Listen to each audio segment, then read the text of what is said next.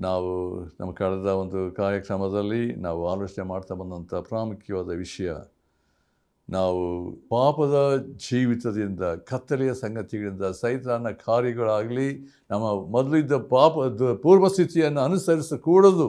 ಸ್ಪಷ್ಟವಾದಂಥ ಒಂದು ರೀತಿ, ಅಂದರೆ ನನ್ನ ಪೂರ್ವ ಸ್ವಭಾವ ಪಾಪದ ಎಲ್ಲ ಕಾರ್ಯಗಳಿಂದ ನಮ್ಮನ್ನು ದೇವರು ಬಿಡುಗಡೆ ಮಾಡಿರಬೇಕಾದರೆ ನಾವು ಕರ್ತನಿಗೆ ಸಮರ್ಪಕವಾದ ಜೀವಿಸಬೇಕೆಂಬಂಥ ಒಂದು ಸ್ಪಷ್ಟವಾದಂಥ ಒಂದು ತಿಳುವಳಿಕೆ, ಸತ್ಯವನ್ನು ದೇವರು ನಮಗೆ ತಿಳಿಯಪಡಿಸ್ತಾ ಬಂದ ರೀತಿ ಬಗ್ಗೆ ನಾವು ಆಲೋಚನೆ ಮಾಡ್ತಾ ಬಂದೆವು. ಅಂದರೆ ದೇವರ ಉದ್ದೇಶ ನಮ್ಮ ಹಿಂದಿನ ನಡತೆಯನ್ನು ಅನುಸರಿಸಕೂಡದು ಎಂಬ ರೀತಿಯಲ್ಲಿ ಅನ್ಯ ಜನರು ನಡೆದುಕೊಳ್ಳೋ ಪ್ರಕಾರ ನಡ್ಕೊಳ್ಳಬಾರ್ದು. ನಮ್ಮಲ್ಲಿ ಪ್ರತ್ಯೇಕತೆ ಇರಬೇಕು. ಎಲ್ಲ ವಿಷಯದಲ್ಲಿ, ನನ್ನ ಮಾತಿನಲ್ಲಿ, ಕಾರ್ಯದಲ್ಲಿ, ನಡತೆಯಲ್ಲಿ, ಪ್ರತಿಯೊಂದು ವಿಷಯದಲ್ಲಿ ನಾವು ಯೇಸು ಕ್ರಿಸ್ತನಲ್ಲಿ ಇರುವಂಥ ಬೆಳಕನ್ನು ಹೊಂದಿದವರಾಗಿ ಬೆಳಕಿನ ಮಾರ್ಗದಲ್ಲಿ ಜೀವಿಸಬೇಕೇ ಹೊರತು ಕತ್ತಲೆಯಲ್ಲಿ, ಪಾಪದ ವಿಷಯದಲ್ಲಿ ನಾವು ಯಾವುದೇ ರೀತಿಯಲ್ಲಿ ಒಳಪಡದೆ ನಮ್ಮಲ್ಲಿ ಎಲ್ಲದರಲ್ಲೂ ಪ್ರತ್ಯೇಕತೆ ಇರಬೇಕೆಂಬುದನ್ನು ದೇವರು ತನ್ನ ವಾಕ್ಯಗಳ ಮೂಲಕವಾಗಿ ಪದೇ ಪದೇ ನಮಗೆ ಅದನ್ನು ತಿಳಿಯಪಡಿಸ್ತಾ ಬಂದಿದ್ದಾನೆ. ಇವತ್ತು ದೇವರ ಕೃಪೆಯಿಂದಾಗಿ ನಾವು ಅದನ್ನು ಎಫೆಸ ಪತ್ರಿಕೆ 4ನೇ ಅಧ್ಯಾಯ 21-22ನೇ ವಚನವನ್ನು ನಾವು ಧ್ಯಾನ ಮಾಡಲಿಕ್ಕಿದ್ದೇವೆ. ಸತ್ಯವೇದ ಇರುವುದಾದರೂ ದಯಮಾಡಿ ನೋಡಬೇಕೆಂಬುದಾಗಿ ನಾನು ನಿಮ್ಮನ್ನು ಪ್ರೀತಿಯಿಂದ ಕೇಳಿಕೊಳ್ತೇನೆ. ಅಲ್ಲಿ ಹೀಗೆ ಬರೆಯಲ್ಪಟ್ಟಿದೆ, ಆತನಲ್ಲಿ ಉಪದೇಶವನ್ನು ಹೊಂದಿದ್ದೀರಲ್ಲ. ಯೇಸುವಿನಲ್ಲಿರುವ ಸತ್ಯೋಪದೇಶವು ಯಾವುದೆಂದರೆ, ನೀವು ನಿಮ್ಮ ಹಿಂದಿನ ನಡತೆಯನ್ನು ಅನುಸರಿಸದೆ ಪೂರ್ವ ಸ್ವಭಾವವನ್ನು ತೆಗೆದುಹಾಕಿ ಬಿಡಬೇಕು. ಅದು ಮೋಸಕರವಾದ ದುರಾಶೆಗಳಿಂದ ಕೆಟ್ಟು ಹೋಗುವಂಥದ್ದು ಎಂಬುದಾಗಿ. ಅಲ್ಲಿ ಇಂಗ್ಲೀಷ್ ಹೀಗೆ ಉಂಟು, if indeed you have heard him and have been taught by him as the truth is in Jesus, that you put off concerning your former conduct the old man which grows corrupt according to the deceitful lusts ಎಂಬುದಾಗಿ ಹೇಳಲ್ಪಟ್ಟಿದೆ. ದೇವರ ಮಾತುಗಳನ್ನು ನಾವು ದೇವರ ವಾಕ್ಯನ ಓದುವಾಗ, ಧ್ಯಾನಿಸುವಾಗ ಹೆಚ್ಚಿನ ಸತ್ಯಗಳನ್ನು ನಾವು ಕಂಡುಕೊಳ್ಳುವುದಕ್ಕೆ ಸಾಧ್ಯ ಉಂಟು. ದೇವರು ನಮಗೆ ತನ್ನ ಕೃಪೆಯ ನೀಡಲಿ ಎಂಬುದಾಗಿ ನಾವು ಪ್ರಾರ್ಥನೆ ಮಾಡೋಣ. ನಮ್ಮ ಪ್ರೀತಿಯುಳ್ಳ ತಂದೆಯಾದ ದೇವರೇ,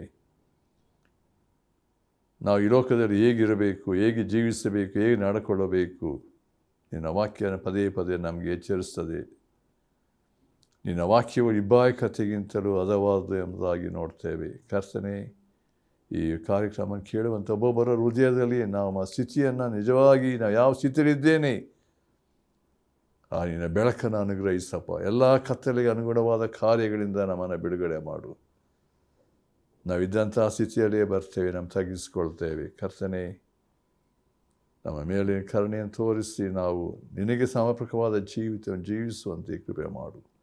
ನಿನ್ನ ದಾಸನಿಗೆ ಬೇಕಾದ ಕೃಪೆ ತೋರಿಸಿ ಆತ್ಮನಿಂದ ನಡೆಸಲ್ಪಟ್ಟವನಾಗಿ ವಾಕ್ಯವನ್ನು ಹೇಳಲಿಕ್ಕಾಗುವಂತೆ ಕೃಪೆ ಕೊಡು. ನಮ್ಮ ಪ್ರಾರ್ಥನೆ ಕೇಳಿದ್ದೀ, ಸ್ತೋತ್ರ. ಯೇಸು ಕ್ರಿಸ್ತನ ಹೆಸರಿನಲ್ಲಿ ಬೇಡ್ತೇವೆ ತಂದೆಯೇ, ಆಮೇನ್. ನಾವು 4ನೇ ಅಧ್ಯಾಯ 21-22ನೇ ವಚನವನ್ನು ನೋಡಬೇಕಾದ್ರೆ ಅಲ್ಲಿ 3 ಸತ್ಯಗಳನ್ನು ನಾವು ನೋಡ್ತಾ ಇದ್ದೇವೆ.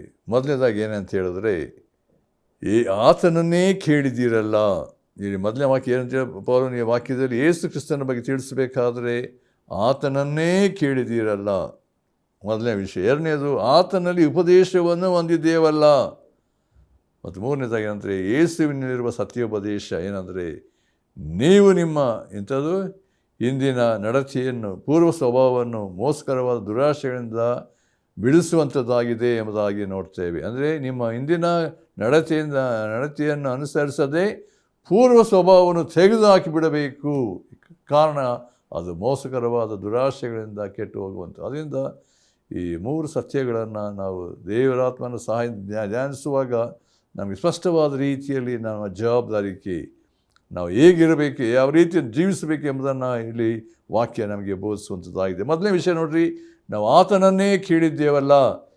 ಯೇಸು ಕ್ರಿಸ್ತನ ಧ್ವನಿ, ಯೇಸು ಕ್ರಿಸ್ತನು ನಮಗೆ ತಿಳಿಯಪಡಿಸಿರುವಂಥ ಸತ್ಯಗಳು ಏನು, ಅದರ ಪ್ರತ್ಯೇಕವಾಗಿ ನಾವು ಅಪೋಸ್ತಲರು ತಿಳಿಸಿರುವಂಥ ಅನೇಕ ಪ್ರತಿಯೊಂದು ವಾರ್ತೆಗಳನ್ನು ಅಂದರೆ ಪತ್ರಿಕೆಗಳಲ್ಲಿ ನೋಡಬೇಕಾದ್ರೆ, ನಾವು ಸುವಾರ್ತೆಗಳನ್ನು 4 ಸುವಾರ್ತೆಗಳನ್ನು ನೋಡಬೇಕಾದ್ರೆ, ಯೇಸು ಕ್ರಿಸ್ತನು ಈ ಲೋಕದಲ್ಲಿದ್ದಂಥ ಸಮಯದಲ್ಲಿ ಆತನು ಇದ್ದು 3.5 ವರ್ಷ ಕಾಲದಲ್ಲಿ ಆತನು ಬೋಧಿಸಿದಂಥ ಸಂಗತಿಗಳು, ತಿಳಿಸಿದಂಥ ವಾರ್ತೆಗಳು ಏನೆಂಬುದನ್ನು ನಾವು ದೇವರ ವಾಕ್ಯ ಸುವಾರ್ತೆಗಳಲ್ಲಿ ಅದನ್ನು ಪ್ರತ್ಯೇಕವಾಗಿ ನಾವು ಅದನ್ನು ಓದ್ತೇವೆ. ಮತ್ತು ಅದನ್ನು ಅಪೊಸ್ತಲರು ಕೂಡ ಯೇಸು ಕ್ರಿಸ್ತನಿಂದ ಹೊಂದಿದಂಥ ಮಾತುಗಳನ್ನು ಅವ್ರು ಯಾವ ರೀತಿಯಲ್ಲಿ ತಿಳಿಯಪಡಿಸಿದ್ದಾರೆ ಎಂಬುದನ್ನು ಸಹ ನಾವು ನೋಡುವಂಥವರಾಗಿದ್ದೇವೆ. ನಾವು 1 ಯೋಹಾನ ಪತ್ರಿಕೆ ನೋಡ್ರಿ, ಅಲ್ಲಿ 1ನೇ ಅಧ್ಯಾಯ, ಅಲ್ಲಿ ಯೋಹಾನ ಏನು ಹೇಳ್ತಿದ್ದಾನೆ 5ನೇ ವರ್ಷದಲ್ಲಿ ನಾವು ಅದನ್ನು ಓದಬೇಕಾದ್ರೆ ಅಲ್ಲಿ ಯೋಹಾನ್ ತರುವಂಥ ಆಲೋಚನೆಗಳು ಏನೆಂಬುದನ್ನು ನಮಗೆ ಸ್ಪಷ್ಟವಾಗಿ ನಮಗೆ ಅರ್ಥ ಆಗ್ತದೆ. ನಾವು ಆತನಿಂದ ಕೇಳಿ, ಯಾರು ಇಲ್ಲಿ ಯೋಹಾನ ಬರೀತಿರುವಂಥದ್ದು, ನಾವು ಯೇಸು ಕ್ರಿಸ್ತನಿಂದ ಕೇಳಿ ನಿಮಗೆ ತಿಳಿಸುವ ವಾರ್ತೆ ಏನೆಂದರೆ, ಇಲ್ಲಿ ಸ್ಪಷ್ಟವಾದಂಥ ಮಾತನ್ನು ನಾವು ಯೋಹಾನ ತಿಳಿಯಪಡಿಸಿದ್ದಾನೆ. ಅದರಿಂದ ಇಲ್ಲಿ ವಾಕ್ಯ ಪೌಲ ಏನು ಹೇಳ್ತಿದ್ದಾನೆ, ಆತನನ್ನೇ ಕೇಳಿದ್ದೀರಲ್ಲ, ಯೇಸು ಕ್ರಿಸ್ತನ ಮಾತು ಧ್ವನಿ ಏನೆಂಬುದನ್ನು ಅಪೊಸ್ತಲರು ಏನು ಹೇಳಿದ್ದಾರೆ ಅದನ್ನೇ ಇಲ್ಲಿ ಹೇಳ್ತಿರುವಂಥ ಮಾತು ಅದು ಏನು ಅಂತ ಹೇಳಿದ್ರೆ, ಅಲ್ಲಿ ದೇವರು ಬೆಳಕಾಗಿದ್ದಾನೆ ಮತ್ತು ಆತನಲ್ಲಿ ಎಷ್ಟು ಮಾತ್ರಕ್ಕೂ ಕತ್ತಲೆ ಇಲ್ಲ ಎಂಬುದೇ. ದೇವರು ಬೆಳಕಾಗಲಿ ಅಂದಾಗ ಬೆಳಕಾಯಿತು ಎಂಬುದಾಗಿ ಆದಿಕಾಂಡದಲ್ಲಿ ನೋಡ್ತೇವೆ. ಅದು ಈಗ ನಾವು ಹೊಸ ಒಡಂಬಡಿಕೆ ನೋಡಬೇಕಾದ್ರೂ ಕೂಡ ಯೋಹಾನ ಅದನ್ನು ಬರೆಯಬೇಕಾದರೆ ಅದನ್ನು ಪ್ರತ್ಯೇಕವಾಗಿ ನೋಡ್ರಿ. ನಾವು ಯೋಹಾನ ಪತ್ರೆ ಅದನ್ನು ನಾವು ಓದಬೇಕಾದ್ರೆ ಇಲ್ಲಿ ಯೋಹಾನ ಬರೀತಿದ್ದಾನೆ 1ನೇ ಅಧ್ಯಾಯ 1ನೇ ವಚನ, ನಾವು ನಿಮಗೆ ಪ್ರಸಿದ್ಧಿಪಡಿಸುವ ಜೀವವಾಕ್ಯವು ಆದಿಯಿಂದ, ಯೇಸು ಕ್ರಿಸ್ತನ ಬಗ್ಗೆ ಹೇಳುವಂಥ ಮಾತು ಇಲ್ಲಿ, ಜೀವವಾಕ್ಯವು ಆದಿಯಿಂದ ಇದ್ದದ್ದು, ನಾವು ಅದನ್ನು ಕಿವಿಯಾರೆ ಕೇಳಿ, ಗಮನಿಸಿ, ನಾವು ಅದನ್ನು ಕಿವಿಯಾರೆ ಕೇಳಿ ಕಣ್ಣಾರೆ ಕಂಡು ಮನಸ್ಸಿಟ್ಟು ನೋಡಿ ಕೈಯಿಂದ ಮುಟ್ಟಿದ್ದೇವೆ, ಆ ಜೀವವು ಪ್ರತ್ಯಕ್ಷವಾಯಿತು. ತಂದೆಯ ಬಳಿಯಲ್ಲಿದ್ದು ನಮಗೆ ಪ್ರತ್ಯಕ್ಷವಾದಂಥ ನಿತ್ಯ ಜೀವವನ್ನು ನಾವು ಕಂಡು ಅದನ್ನು ಕುರಿತು ಸಾಕ್ಷಿ ಹೇಳಿ ಅದು ನಿಮಗೆ ಪ್ರಸಿದ್ಧಿಪಡಿಸುತ್ತೇವೆ ಎಂಬುದಾಗಿ. ನಾವು ಕಂಡು ಕೇಳಿದ್ದು ನಿಮಗೂ ಗೊತ್ತಾಗಿ ನಮಗಿರುವ ಅನ್ಯೋನ್ಯತೆಯಲ್ಲಿ ನೀವು ಸಹ ಸೇರಬೇಕೆಂದು ಅದು ನಿಮಗೆ ಪ್ರಸಿದ್ಧಿಪಡಿಸುತ್ತೇವೆ ಎಂಬುದಾಗಿ ನೋಡ್ತೇವೆ. ನೋಡಿ, ಅಲ್ಲಿ ಪದೇ ಪದೇ ನಾವು ಕಂಡು ಕೇಳಿದ್ದು ನಿಮಗೆ ಪ್ರಸಿದ್ಧಿಪಡಿಸುತ್ತೇವೆ.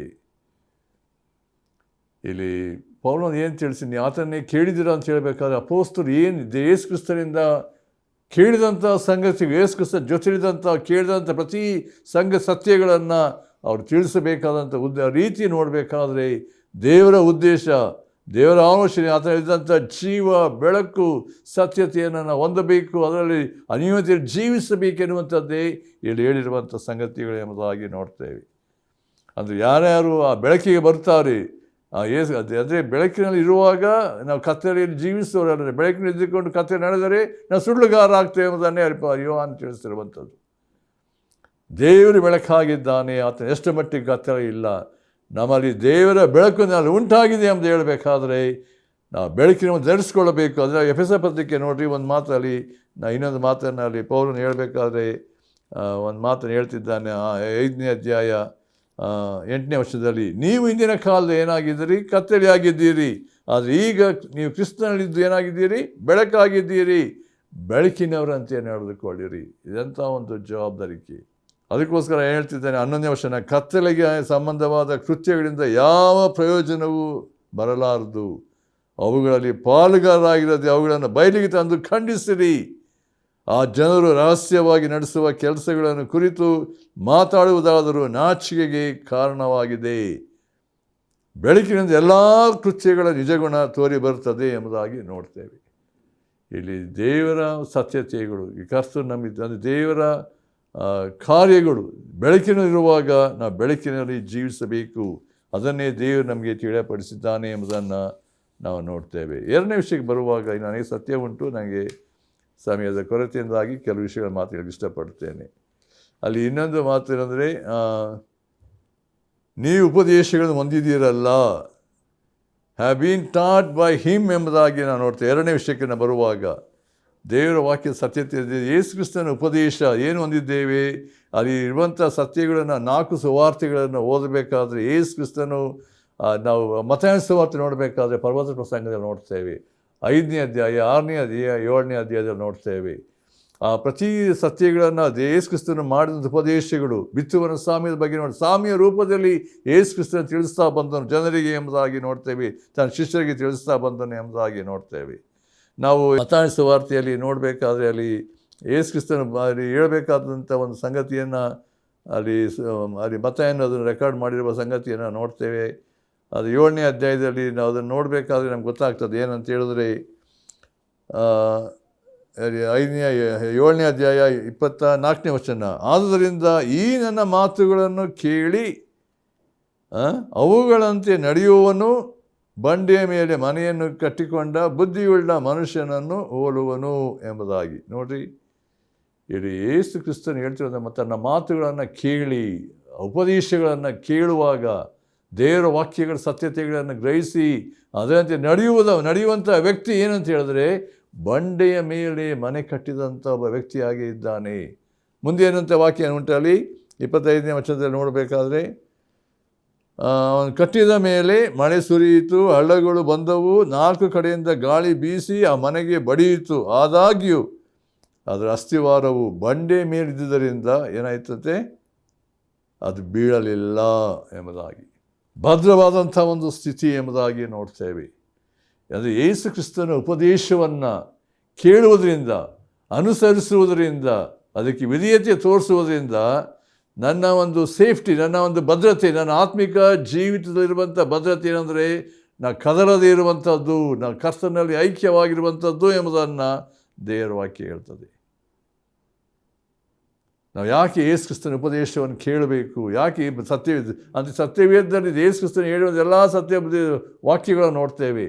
ಅಪೋಸ್ತಲರು ಬರೆದಂಥದ್ದು, ಪೌಲನು ಬರೆದಂಥ ಪತ್ರಿಕೆ ನೋಡಿದೆ, ಪೌಲ, ಪೇತ್ರ, ಯೋಹಾನ ಪ್ರತಿಯೊಬ್ಬರು ಬರೆದಂಥ ಪತ್ರಿಕೆಯಲ್ಲಿ ಯೇಸು ಕ್ರಿಸ್ತನು ತಿಳಿಯಪಡಿಸಿದಂಥ ಸತ್ಯಗಳನ್ನು ತಿಳಿಸಿರುವಾಗ ವಿಶ್ವಾಸಿಗಳ ಜವಾಬ್ದಾರಿಕೆ, ನಮ್ಮ ಜವಾಬ್ದಾರಿಕೆ ಅದನ್ನು ಅನುಸರಿಸಿ ನಡ್ಕೊಳ್ಳಬೇಕಾದದ್ದು ಉಪದೇಶ. ನಾವು ಅಪೊಸ್ತಲ ಕೃತ್ಯ 2ನೇ ಅಧ್ಯಾಯದಲ್ಲಿ 40-42 ನೋಡಬೇಕಾದ್ರೆ, ಪಂಚಾಶತ್ತಮ ದಿವಸದಲ್ಲಿ ಆದಂಥ ಒಂದು ಸಂಗತಿ, ಪೇತ್ರನ ಪ್ರಸಂಗದಲ್ಲಿ 3,000 ಜನರು ರಕ್ಷಿಸಲ್ಪಟ್ಟರು ಎಂಬುದಾಗಿ ನೋಡ್ತೇವೆ. ದೀಕ್ಷಾಸ್ನಾನ ತೆಗೆದುಕೊಂಡ್ರು. ಅವರು ಏನಂದರೆ, ಅವ್ರ ಜೀವಿತವಿದ್ದಂಥ ಸಂಗತಿಯನ್ನು ಏನು ನೋಡ್ತೇವೆ, ರಕ್ಷಿಸಲ್ಪಟ್ಟಂಥ ಜನರು ಅಪೊಸ್ತಲರ ಬೋಧನೆಯನ್ನು ಕೇಳುವುದರಲ್ಲಿ, ಅನ್ಯೋನ್ಯತೆಯಲ್ಲಿ, ರೊಟ್ಟಿ ಮುರಿಯುವುದರಲ್ಲಿ, ಪ್ರಾರ್ಥನೆಯಲ್ಲಿ ಏನಾಗಿ ನಿರತರಾಗಿದ್ದರು ಎಂಬುದಾಗಿ ನೋಡ್ತೇವೆ. ಅವರ ಒಂದು ಅನ್ಯೋನ್ಯತೆಯ ಸಹವಾಸ ಏನಿತ್ತು ಅಂತ ಹೇಳಿದ್ರೆ, ದೇವರ ವಾಕ್ಯದ ಸತ್ಯಗಳನ್ನು ಕೇಳುವುದರಲ್ಲಿ, ಅನ್ಯೋನ್ಯತೆಯಲ್ಲಿ ಒಟ್ಟಾಗಿ ಅವ್ರು ಸಭೆಯಾಗಿ ಸೇರಿ ಬರ್ತಾ ಇದ್ದಂಥ ಒಂದು ಸ್ಥಿತಿಯನ್ನು ನಾವು ಅಲ್ಲಿ ನೋಡ್ತೇವೆ ಪ್ರಿಯರೇ. ಅದರಿಂದ ನಾನು ಹೇಳುವಂಥ ಒಂದು ವಿಷಯ, ಎಷ್ಟರ ಮಟ್ಟಿಗೆ ಯೇಸು ಕ್ರಿಸ್ತನ ಉಪದೇಶ, ದೇವರ ವಾಕ್ಯಗಳನ್ನು ಓದುವಂಥ ಅಭ್ಯಾಸ ನಮ್ಮಲ್ಲಿ ದೇವರ ವಾಕ್ಯದ ಸತ್ಯತೆಗಳನ್ನು ಅನುಸರಿಸಿ ಅದನ್ನು ನಡಿಕೊಳ್ಳುವ ಸಾಧ್ಯತೆ ಉಂಟು ನಮ್ಮಲ್ಲಿ. ನಾವು ಯೋಹಾನ ಸುವಾರ್ತೆ ಓದಬೇಕು, ಅನೇಕ ಸಂಗತಿ 8ನೇ ಅಧ್ಯಾಯ 43 ನೋಡಬೇಕಾದ್ರೆ, ಯೇಸು ಕ್ರಿಸ್ತನು ಆ ಫರಿಸಾಯರಿಗೆ, ಯಹೂದ್ಯರಿಗೆ, ಶಾಸ್ತ್ರಿಗಳು ಕೂಡ ಮಾತಾಡಬೇಕಾದ್ರೆ ಅದು ಅನೇಕ ಸಾರಿ ಪ್ರಶ್ನೆ ಹೇಳ್ತಿದ್ದ, ನೀವು ನನ್ನ ಮಾತನ್ನು ಗ್ರಹಿಸದೇ ಇರುವುದಕ್ಕೆ ಕಾರಣವೇನು? ನನ್ನ ಬೋಧನೆಗೆ ಕಿವಿಗೊಳ್ಳಲಾರದೆ ಇರೋದಕ್ಕೆ ಕಾರಣ ಏನು? ಈಗ ನೀವು ನಿಮ್ಮ ತಂದೆ ತಾಯಿ ಸೈತಾನ ದುರಚಾರಗಳನ್ನು ನೀವು ನಡೆಸ್ತಿದ್ದೀರಿ. ಯೇಸು ಕ್ರಿಸ್ತನ ನೇರವಾಗಿ ಅವರ ಹೃದಯ ಸ್ಥಿತಿಯನ್ನು, ಅವರ ಮನೋಸ್ಥಿತಿಯನ್ನು ತಿಳಿಯಪಡಿಸಿ ಹೇಳಿದಂಥ ಮಾತುಗಳನ್ನು ದೇವರ ಯೋಹಾನ ಸುವಾರ್ತೆಯಲ್ಲಿ ನಾವು ನೋಡ್ತೇವೆ.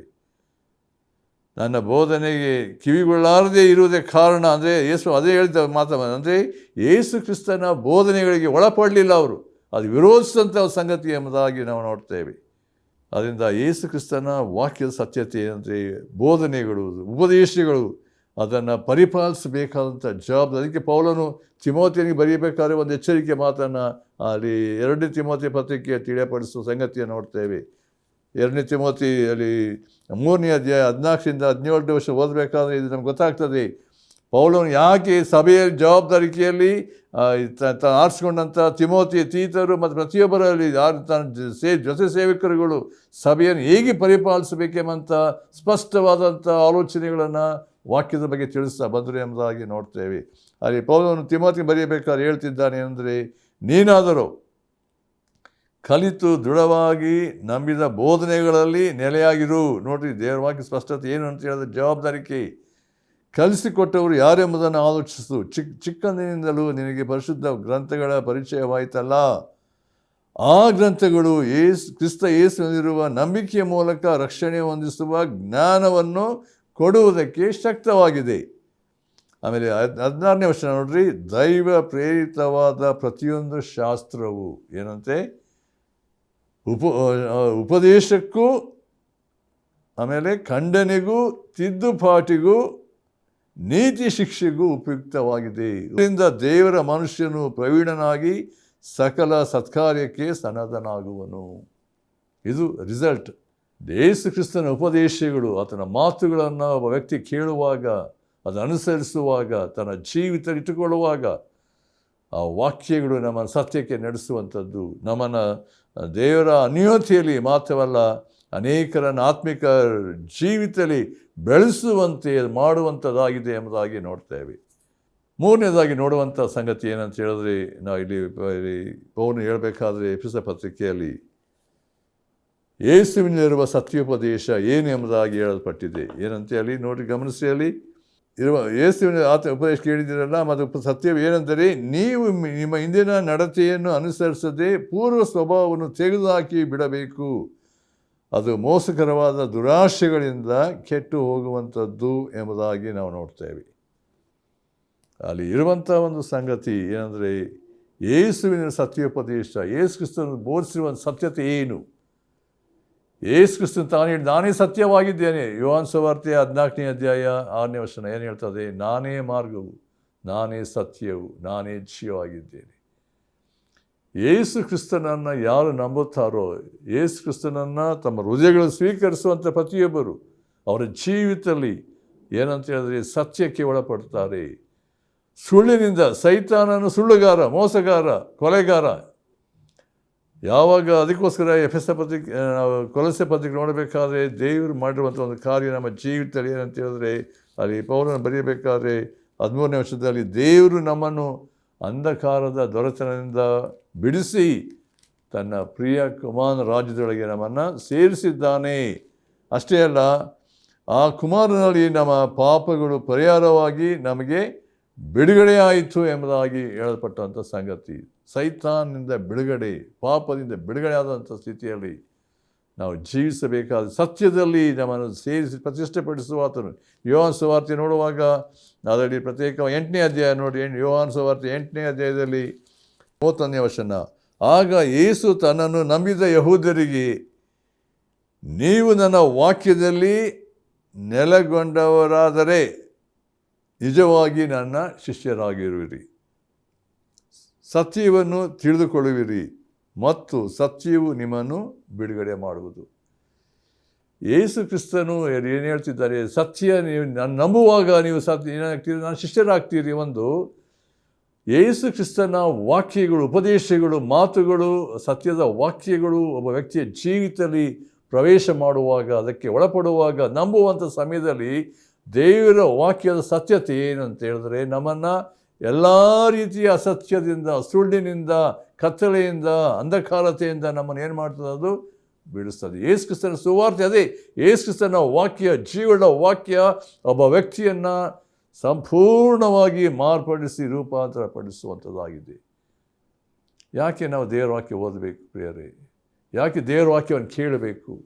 ದೇವರ ವಾಕ್ಯವು ಜೀವವುಳ್ಳದ್ದು. ಅದು ನಮ್ಮ ಹೃದಯಗಳನ್ನು ಪ್ರವೇಶಿಸುವಾಗ ನಮ್ಮಲ್ಲಿ ನೂತನ ಜೀವಿತ, ನೂತನ ಮನಸ್ಸನ್ನು ನಾವು ಪರಲೋಕ ಭಾವವುಳ್ಳವರಾಗಿ ನಡ್ಕೊಳ್ಳುವಂತೆ ನಮ್ಮನ್ನು ಆಂತರ್ಯ ಜೀವಿತವನ್ನೇ ಬದಲಾಯಿಸುವಂಥದ್ದು. ಅಂದರೆ ದೇವರ ವಾಕ್ಯದಲ್ಲಿರುವಂಥ ಶಕ್ತಿ, ಸಾಮರ್ಥ್ಯತೆ ಎಷ್ಟರ ಮಟ್ಟಿಗೆ ನಮ್ಮಲ್ಲಿ ಪ್ರವೇಶ ಮಾಡುವಾಗ, ನಾವು ಅದರಲ್ಲಿ ನೆಲೆಗೊಳ್ಳುವಾಗ ದೇವರ ಆತ್ಮ ನಮ್ಮನ್ನು ಸಂಪೂರ್ಣವಾಗಿ ಮಾರ್ಪಡಿಸಿ ರೂಪಿಸುವವನಾಗಿದ್ದಾನೆ. ನಾವು ದೇವರ ವಾಕ್ಯ ಅನೇಕ ಭಾಗದಲ್ಲಿ ನೋಡ್ಬೋದು. ದೇವರ ವಾಕ್ಯವನ್ನು ನಾವು ಯಾಕೆ ಓದಬೇಕು? ಅದು ಇಟ್ಟುಕೊಳ್ಬೇಕು. ಅದಕ್ಕೋಸ್ಕರ ದಾವೀದನು 119ನೇ ಕೀರ್ತನೆ ಹೇಳ್ತಾನೆ 11ನೇ ವಚನದಲ್ಲಿ, ನಾನು ಪಾಪ ಮಾಡದಂತೆ ನಿನಗಿದ್ದ ಪಾಪ ಮಾಡದಿಂದ ನುಡಿಯನ್ನು ನಾನು ಹೃದಯದಲ್ಲಿಟ್ಟುಕೊಳ್ತೇನೆ ಎಂಬುದಾಗಿ ಹೇಳ್ತಿದ್ದಾನೆ. ದೇವರ ವಾಕ್ಯ ನನ್ನನ್ನು ಪಾಪ ಮಾಡದಂತೆ ನಾನು ಎಚ್ಚರಿಸ್ತದೆ. ನಾವು ದೇವರ ವಾಕ್ಯವನ್ನು ಓದುವಾಗ, ಧ್ಯಾನಿಸುವಾಗ, ಎಚ್ಚರಿಸುವಾಗ ಅದು ನಮ್ಮ ನೀತಿ ಶಿಕ್ಷೆಗೆ ಮಾತ್ರವಲ್ಲ, ನಮ್ಮನ್ನು ದೇವರ ಅನ್ಯೋನ್ಯತೆಗೆ ಅದು ನಮ್ಮನ್ನು ನಡೆಸುವಂಥದ್ದು ಎಂಬುದಾಗಿ ನಾವು ನೋಡ್ತೇವೆ. ಅದರಿಂದ ಅದಕ್ಕೋಸ್ಕರ ನಾವು ಕೊಲೊಸ್ಸೆ ಪತ್ರಿಕೆ 3ನೇ ಅಧ್ಯಾಯ 16ನೇ ವಚನದಲ್ಲಿ ನಾವು ನೋಡಬೇಕಾದ್ರೆ, ಕ್ರಿಸ್ತನ ವಾಕ್ಯ ನಿಮ್ಮಲ್ಲಿ ಸಮೃದ್ಧಿಯಾಗಿ ವಾಸಿಸಲಿ ಎಂಬುದಾಗಿ ಹೇಳ್ತಿದ್ದಾನೆ. ಅದರಿಂದ ಪ್ರಿಯರೇ, ಯೇಸು ಕ್ರಿಸ್ತನ ಸತ್ಯೋಪದೇಶಗಳು, ದೇವರ ವಾಕ್ಯಗಳನ್ನು ಓದುವಾಗ, ಧ್ಯಾನಿಸುವಾಗ, ನಮ್ಮ ಹೃದಯದಲ್ಲಿಟ್ಟುಕೊಳ್ಳುವಾಗ ಅದೇನು ಮಾಡ್ತದೆ? ನಮ್ಮನ್ನು ಅದು ಕಾಯುವಂಥದ್ದು. ಶೋಧನೆಯ ಸಮಯದಲ್ಲಿ, ಕಷ್ಟದ ಸಮಯದಲ್ಲಿ, ಕೊರತೆ ಬಂದಾಗ, ನಾನಾ ಸನ್ನಿವೇಶ ದಾಟುವಾಗ ಅದು ದೇವರ ವಾಗ್ದಾನಗಳು, ದೇವರ ವಾಕ್ಯದ ಪ್ರತಿಯೊಂದು ಸಂಗತಿಗಳು ನಮ್ಮನ್ನು ಬಲಪಡಿಸಿ, ಧೈರ್ಯಪಡಿಸಿ ನಾವು ಕರ್ತನಿಗೆ ಸಮರ್ಪಕವಾದ ಜೀವಿತವನ್ನು ಜೀವಿಸುವಂತೆ ನಾವು ಕರ್ತನನ್ನೇ ನೋಡುವಂಥದ್ದಾಗಿದೆ. ದೇವರ ವಾಕ್ಯದ ಮೂಲಕ ನಮ್ಮ ನಂಬಿಕೆ ಹೆಚ್ಚುವಂಥದ್ದು, ಬಲ ಹೊಂದುವಂಥದ್ದಾಗಿದೆ. ಆಂತರ್ಯ ಜೀವಿತದಲ್ಲಿ ಬಲ, ಶಕ್ತಿ, ಸಾಮರ್ಥ್ಯತೆಯಲ್ಲಿ ನಾವು ನೆಲೆಗೊಳ್ಳುವಂತೆ ಮಾಡುವಂಥದ್ದಾಗಿದೆ. ಅದಕ್ಕೆ ಯೇಸು ಕ್ರಿಸ್ತನು ಹೇಳಿದ್ದು ಯೋಹಾನ ಸುವಾರ್ತೆ 15:7 ನೀವು ನನ್ನಲ್ಲಿಯೂ ನನ್ನ ವಾಕ್ಯಗಳು ನಿಮ್ಮಲ್ಲಿ ನೆಲೆಗೊಂಡಿದ್ದರೆ ಏನು ಬೇಕಾದರೆ ಬೇಡಿಕೊಳ್ಳ್ರಿ, ಅದು ನಿಮಗೆ ದೊರಕುವುದು. ನೀವು ಬಹಳ ಫಲ ಕೊಡುವುದರಿಂದಲೇ ನನ್ನ ತಂದೆಗೆ ಮಹಿಮೆ ಉಂಟಾಗುವುದು ಮತ್ತು ನನ್ನ ಶಿಷ್ಯರಾಗುವಿರಿ. ದೇವರ ಒಂದು ಕೃಪೆ ಪ್ರಿಯರೇ, ದೇವರು ತನ್ನ ಮಕ್ಕಳ ಜೀವಿತದಲ್ಲಿ ನಾವು ಯಾವುದನ್ನು ತುಂಬಲ್ಪಡಬೇಕು, ಯಾವುದರಿಂದ ನಾವು ಸಂಪೂರ್ಣವಾಗಿ ನಮ್ಮ ಆಲೋಚನೆ, ಗಮನ, ನಮ್ಮ ಲಕ್ಷ್ಯ ಯಾವುದಲ್ಲಿರಬೇಕೆಂಬುದನ್ನು ಇಲ್ಲಿ ದೇವರ ವಾಕ್ಯ ಹೇಳ್ತಾರೆ. ದೇವರ ಅನ್ಯೋನ್ಯತೆಯ ಸಹವಾಸದಲ್ಲಿ ದೇವರ ವಾಕ್ಯದಲ್ಲಿ ಪರಿಪೂರ್ಣ ಐಕ್ಯವಾಗಬೇಕು. ಅದೇ ಪೌಲನು ಇಲ್ಲಿ ಎಫೆಸ ಸಭೆಗೆ ಬರೆಯಬೇಕಾದರೆ ಇಂದಿನ ಜೀವಿತ ಪೂರ್ವ ಸ್ಥಿತಿಗೆ ಒಳಪಡದೆ ನಮ್ಮಲ್ಲಿ ಏನಂದರೆ ದಿನೇ ದಿನೇ ಆಂತರ್ಯದಲ್ಲಿ ಹೊಸಬರಾಗಿ ನೂತನ ಸ್ವಭಾವವನ್ನು ಧರಿಸಿಕೊಂಡಂಥವರಾಗಿ ಪರಲೋಕ ಭಾವವುಳ್ಳವರಾಗಿರ್ರಿ. ನಾವು ಕೊಲೊಸ್ಸೆ ಪತ್ರಿಕೆ 3ನೇ ಅಧ್ಯಾಯ ನೋಡಬೇಕಾದರೆ ನಿಮ್ಮ ಎಲ್ಲ ಭೂ ಸಂಬಂಧವಾದ ಭಾವಗಳನ್ನು ಸಾಯಿಸಿರಿ. ಭೂ ಸಂಬಂಧವಾದ ಭಾವಗಳು, ಲೋಕದ ಸಂಗತಿಗಳನ್ನು ಸಂಪೂರ್ಣ ವಿಸರ್ಜಿಸಿರಿ. 1 ಯೋಹಾನ 2:15 ನೋಡಬೇಕಾದ್ರೆ ಲೋಕವನ್ನಾಗಲಿ ಲೋಕದಲ್ಲಿರುವ ಸಂಗತಿ ಪ್ರೀತಿಸಬೇಡ್ರಿ. ಯಾವನಾದ್ರು ಲೋಕ ಪ್ರೀತಿಸ್ತಾರೆ, ತಂದೆಯ ಮೇಲಿನ ಪ್ರೀತಿ ಅವನಲ್ಲಿಲ್ಲ. ಅದರಿಂದ ದೇವರ ವಾಕ್ಯದ ಸತ್ಯತೆ, ಅಥವಾ ಕರ್ತನ ವಾಕ್ಯಗಳಲ್ಲಿ ನಾವು ಎಷ್ಟು ಮಟ್ಟಿಗೆ ನೆಲೆಗೊಳ್ಳಬೇಕಾಗಿದೆ. ಅದಕ್ಕೋಸ್ಕರ ನಾವು ದೇವರ ವಾಕ್ಯದ ಅನೇಕ ಭಾಗದಲ್ಲಿ ನೋಡಬೇಕಾದ್ರೆ ಯೆಹೋಶುವನ ಗ್ರಂಥಗಳ ಮಾತು ನಾನು ಯಾವಾಗ ಗಮನಕ್ಕೆ ಬರ್ತದೆ. 1ನೇ ಅಧ್ಯಾಯದಲ್ಲಿ 8ನೇ ವಚನದಲ್ಲಿ ದೇವರು ಪ್ರತ್ಯೇಕವಾಗಿ ಯೆಹೋಶುವನ ಆರಿಸಿಕೊಂಡಂಥ ಸಮಯದಲ್ಲಿ ಆತನಿಗೆ ಕೊಟ್ಟಂಥ ಒಂದು ಎಚ್ಚರಿಕೆಯ ಮಾತು ಏನಂತ ಹೇಳಿದ್ರೆ 8ನೇ ವಚನದಲ್ಲಿ 8ರಲ್ಲಿ ಹೀಗೆ ಉಂಟು, ಈ ಧರ್ಮಶಾಸ್ತ್ರವು ಏನಂತೆ ಯಾವಾಗಲೂ ಏನಂತೆ ನಿನ್ನ ಬಾಯದಲ್ಲಿ ಹಗಲಿರುಳು ಅದನ್ನು ಧ್ಯಾನಿಸುತ್ತಾ ಏನಂತೆ ಅದರಲ್ಲಿ ಬರೆದುದೆಲ್ಲ ಕೈಕೊಂಡು ನಡಿ, ಆಗ ನಿನ್ನ ಮಾರ್ಗದಲ್ಲೆಲ್ಲ ಸಫಲನಾಗುವಿ, ಕೃತಾರ್ಥನಾಗುವಿ.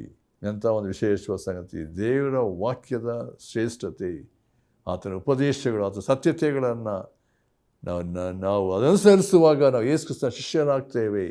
ಮಾತ್ರವಲ್ಲ, ನಾವು ಆತನ ಪ್ರೀತಿಯಲ್ಲಿ ಆತನ ಐಕ್ಯತೆ ನೆಲೆಗೊಳ್ಳುವಾಗ ನಾವು ಕರ್ತನಿಗೆ ತಕ್ಕ ಹಾಗೆ ಜೀವಿಸಿ ಆತನ ಮಯಪಡಿಸೋದಕ್ಕೆ ಸಾಧ್ಯ ಉಂಟು. ಈ ವಾಕ್ಯದ ನೆರಳಿನಲ್ಲಿ, ಬೆಳಕಿನಲ್ಲಿ ನಮ್ಮ ಸ್ಥಿತಿಯನ್ನು ಪರಿಶೋಧಿಸಿಕೊಳ್ಳುವಾಗ ನಾವು ಯಾವ ಸ್ಥಿತಿಯಲ್ಲಿದ್ದೇವೆ ಪ್ರಿಯರೇ? ದೇವರ ವಾಕ್ಯವನ್ನು ನಾವು ಓದುವಂಥ ಅಭ್ಯಾಸ ಉಂಟು.